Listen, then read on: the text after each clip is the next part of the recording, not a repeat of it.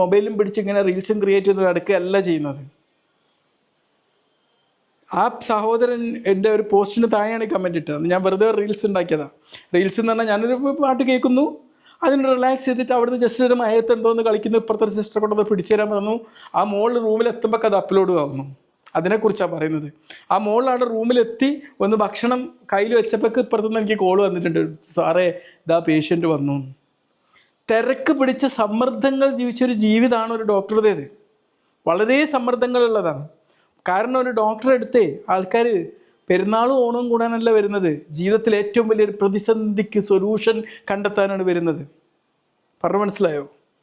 അത്രയേറെ പ്രതിസന്ധിയുമായിട്ട് വരുന്ന മനുഷ്യന്മാർ വരുന്ന സാഹചര്യത്തിലേക്കാണ് നമ്മൾ കടന്നു ചെല്ലുന്നത്. ഈ പ്രതിസന്ധികളൊക്കെ നമ്മൾ തലയിലേറ്റ് കഴിഞ്ഞാൽ ഒരു ഡോക്ടർക്ക് ജീവിതത്തിൽ ഒരു നിമിഷം പോലും ഒന്ന് ഹാപ്പി ആയിരിക്കാൻ സമയം കിട്ടൂല.